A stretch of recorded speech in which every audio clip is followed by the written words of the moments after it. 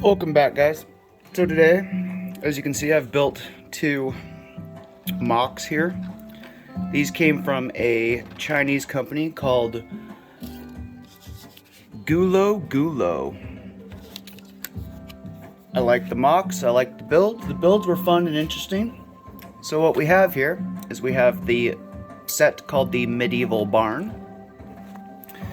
The barn comes in at 1,725 pieces at a price tag of $58.71 with free shipping. All the parts were there, all the parts were accounted for. The barn did come with a wagon and other goodies and trinkets and whatnot. There's tons of accessories inside, we'll be going over that in a minute. The other set here, also by Gulo Gulo, is the Medieval Windmill. It comes in at 1,824 pieces at a price tag of $59.21. All the parts were also there and accounted for. Both sets did come with a horse. The mill came with a plow and a horse. The barn came with a wagon and a horse. The only two things that are on display here, well, I shouldn't say two. The only few things that are on display here that did not come with the set are that I am displaying them on a 32 by 32 plate with one of those little 2x2 swivels, just so I could spin them around for you. These structures are amazing, and also the Forestman. These came from a fellow YouTuber by the name of Duck Bricks. Love his channel, love his thing. He has a brick link. I ordered both of these Forestmen from him at a wonderful price tag of $10 each before the shipping, but wonderful price tag of $10 a piece for some vintage Forestmen. So we'll talk a little bit about the structures. The medieval barn, we'll start with that. Things I would change. I'm not pleased with the orange plates. I understand what they were doing here was a fall kind of theme, but those I will be changing. I do have other plates, so those will be changed. They did them only underneath the trees, so that's easy to change. Other thing I dislike about this set is the orange bag here. I will be changing that for a tan or a brown one. But otherwise, everything is wonderful, wonderfully detailed. The greatest thing about these sets that I'm going to go into now is the fact that all of these are modular by design, which, for those that don't understand what that means, is these are fully interior, and these have full interiors. So let's dive into the barn first, and hopefully, I think I have enough room around my table here, my small workstation, to set all these bits and bobs down as I go through this, but we'll start with the barn. The roof just lifts off very nicely, held on by that one long brick. Wonderfully tiled roof, love the design features of it. Let's take a look inside of the barn office. So we've got a desk, we've got a chair, we've got a little eating area. The doors do open and close, the windows do open and close. Lots of cool details going on inside the structure. Now underneath the office, because you may be wondering, how do I get in the barn? Well, the office is held on by a couple studs, and I think I got this prepared easy enough now for me to do this on video one-handedly. But if I pop up the one or two studs here, now that one roof will slide down because it's not held on at all. It's held on by the office. But there's the office module, and set that over here. So now this piece is one continuous piece. Again, lots of cool tile work to make the roof. One unit sits on those frame bits, and then we can see down in the barn. Here we have a small cooking area. We have the tools and stuff, and then you got the barn side with a planked floor. Wonderful design, wonderfully cool. Put together MOC. All goes together again very simply. Just set that guy down. It's got a couple studs holding it in place. The trickiest bit here is slipping in this roof. And then the roof is held down by both sides here. These just swivel out of your way. Drops it down. put those back in place. Ta-da! Everything's back together. Lots of greeble work, like the studs going on, sticking out. All the brick blocks are cool. Little hay feeding area. Got some pumpkins growing.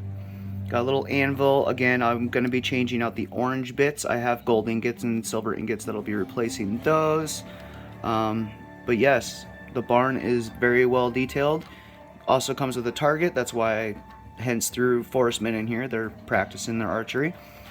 Now we'll step into the other build I did, which is the mill. The mill comes with a horse with a plow. The mill has a apple tree, a target, a little gardening area. The apple tree was very fun to build. The biggest pain was all these little leaves, obviously, doing all that. The mill does have a working windmill, which has a stud here you can spin the mill with. You can motorize it. There's plenty of room in the roof structure to put a micro motor and a battery. Again, lots of greeble work with the studs on sides, with the snot bricks, allowing you to do some really cool rock work around the structure. The door does open there.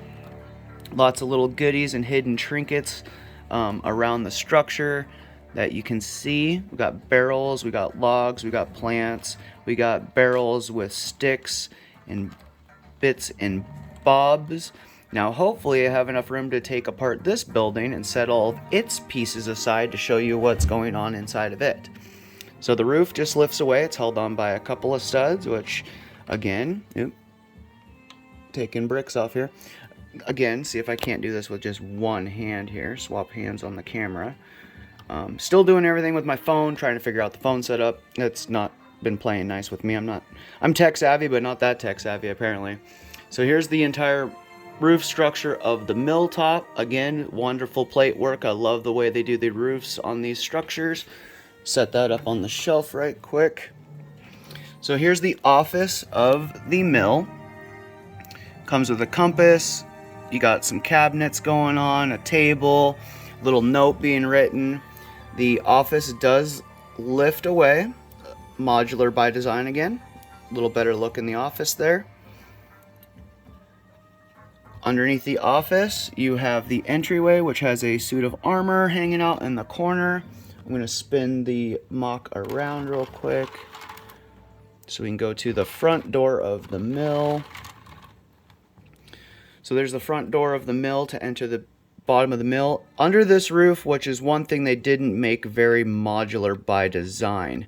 This roof doesn't lift off very easily. I'm going to change that with some tile plates to make it lift off easier. All that there is in there is a typical Lego bed that you would make with the curved bricks here of different colors. So it's just a bed inside this room, simple by design. But there's that bedroom. Set that aside. And now you can see inside the entire mill. Fireplace, some firewood, got a little eating area, bunch of tools, bunch of accessories, other goodies and whatnot. All the windows do work and function on these. The only thing I would change about this design is the fireplace. I think looks kind of weird, even with the building of the bedroom in place. I'm going to restructure the fireplace just because I think the chimney design going from big to small back to really big, just it looks weird to me, so I'm going to redesign that a little bit. But other than that, nothing on this I would really change. I really like the design of it. I'm going to do obviously my own little bits of greeble work. Adding little different accessories. There is a fountain over here, which I do like, that little cool feature under the staircase. This is an interesting idea I never even thought of doing with the telescope piece or the banister piece and some rods to make a railing. That's actually a really cool idea, so happy to have learned that technique. But we'll wrap this video up here at about the 11-minute mark. I hope you guys enjoy. And I had a wonderful time building these. There are many more of these buildings in the set and series that I have actually ordered and are on the way. So shortly those will be coming together. be putting those out.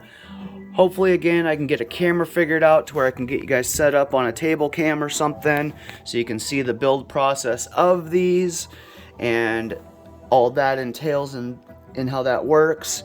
Little bit of a look into the instructions on how the instructions work. Honestly, these instructions here are just like Lego, wonderful by design, easy to follow. They gray out everything you're not doing, only color the parts you are doing. Amazingly done instructions on both sets. Amazing to see that there are paper instructions with both sets for being at the price point they are, and the fact that they had free shipping. Normally with stuff from China, you end up most of the time with a PDF file for instructions, so it's all digital instructions, which I'm not a fan of, but I get it. If I'm saving money on it, then I'm saving money on it. But you know, that's how this all goes. You just got to kind of pick and choose your battles where you want to choose them. And again, with these price points, I will be ordering more. These beautifully work for the design I want of the medieval village and how I want that whole thing to look. Start putting that table together, start placing the buildings around the table, get the castle going. Probably gonna have my table bigger than I thought, just because most of the structures I'm working with, kind of like the Forestman hideout I'm still working on in the background over there, that guy is coming in at a 32 by 32 with 16 by 32s bordering it.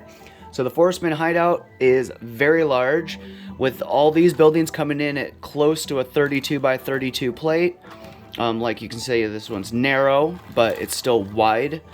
And then this one is pretty square in shape. It's almost a 32 by 32 all the way around.